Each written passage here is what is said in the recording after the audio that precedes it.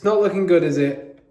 Arsenal have probably bottled the league, and I think that you lot will probably rightly be feeling as down as me. I know I'm in my garage that we're currently converting, which is why it's a bit of a building site. I'll be recording more videos in here when it's completed, so that is lovely, but that explains the setting.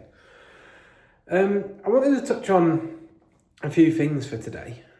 Mainly the performance, obviously, wasn't good enough. I don't think anyone can deny that. But more importantly, the mannerism of the performance. Ultimately, we let ourselves down.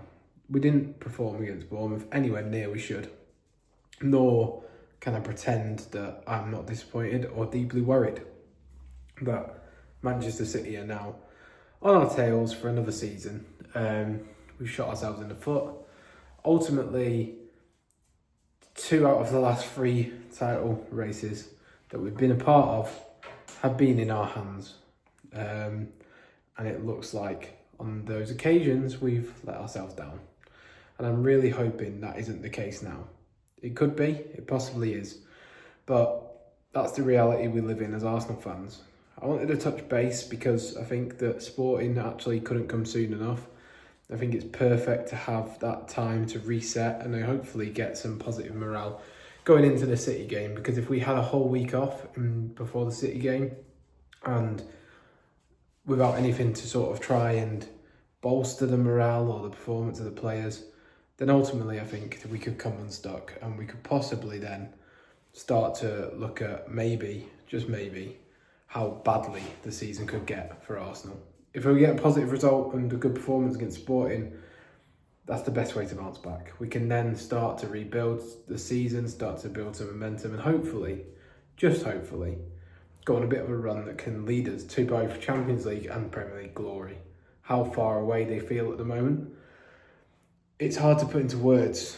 I'm quite dejected, I can't lie. It's very hard to talk. As you will notice as a pattern, when Arsenal play and lose, the videos do not come out as consistently, and that is because I am so passionately an Arsenal fan that it's hard to put into words at times my feelings around the club. What I think it's important to say is what I mean by the Sporting game coming at the correct time is the fact that we're in a privileged position where we're in the Champions League quarter. We can get to the semi-final for the second time in the club's history to do it twice in a row. The first time in the club's history to do back-to-back Champions League semi-finals. If we can get through to that semi-final, the uplift hopefully on this squad will be massive. The Sporting game being slightly lesser opponents than Man City, whilst we can't take it for granted, also gives Arteta the chance to maybe experiment with a few players who haven't necessarily started in recent weeks. We saw what came wrong against Bournemouth. We couldn't break the press. The team technically seems off it, and we didn't take the chances that we had while also shooting ourselves in the foot. I think it's important that Zubimendi needs to be rested. He can't play going forwards for now while he's out of form. But it also gives the opportunity for injured players, Timber, Calafiori, Odegaard and Saka, who were real reference points throughout the season, to come back in and hopefully show a bit more quality than we've been missing. One of the reasons that I feel that Zubimendi is so key at the moment in time is the fact that ultimately he's the only one who can progress the ball up the field consistently. Declan Rice isn't a really a passer. Zubimendi is a better passer than Rice. He's not the most volume passer, but he likes to get the ball forwards. The issue is against Bournemouth, he looked scared. He looked scared to play the passes into space. And it seemed a bit of a disconnect between him and the teammates. Odegaard, who, as you know, if you followed this channel for a while, is my favourite player at Arsenal. He's definitely the most effective. He's also the best at getting that ball from the defence to the attack consistently and supplying the winger consistently. His protection of the ball, whilst can be not very risky at times, is amazing, and we need him and his captain's performance to get that ball forward to the difference makers on the pitch, whether it be Madueke, Saka, Trossard. I don't rate him, but Martinelli. We need these injured players to come back and come back now. We need Saka to find his form towards the end of the season that he's been so badly missing this season. and propel us to a victory against City on the weekend. But the only way that they can do that is if they come back against Sporting and platform themselves and get that match sharpness, because you can't come into the team and just be there for 30 minutes at half fitness. We need them back against Sporting. We need that timing to come in, and we need to get a result at the Etihad. I have no doubt. I don't think that City will win every game to the end of the season.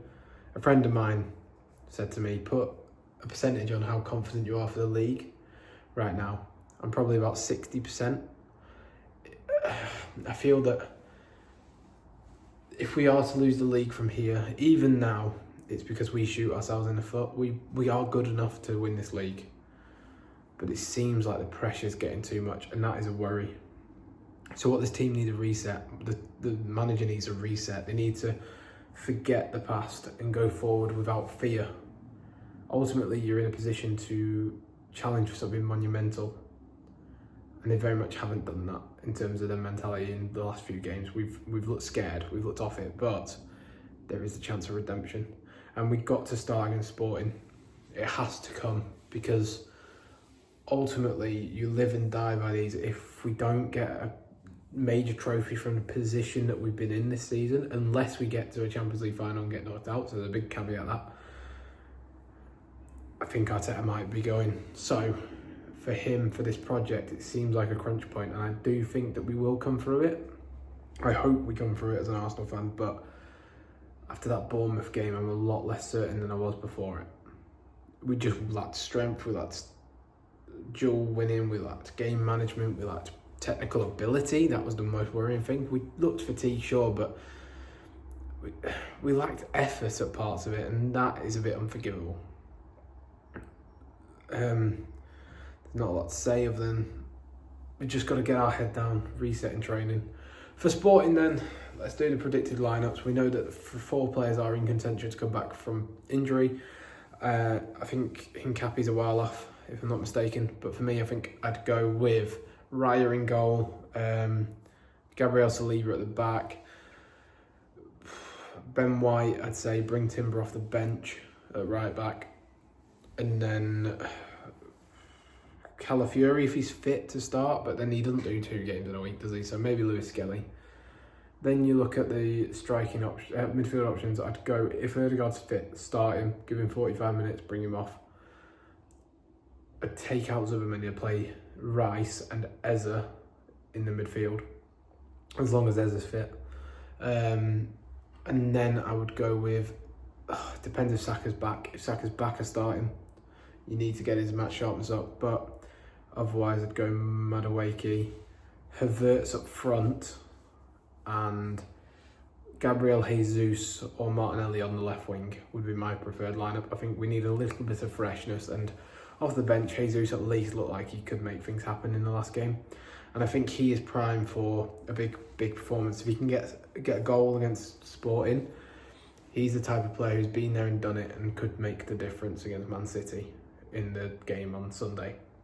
But yeah, let me know what you think in the comments below. I know it's a bit depressing as an Arsenal fan right now, but hopefully good things will be coming. Thank you for watching, and goodbye.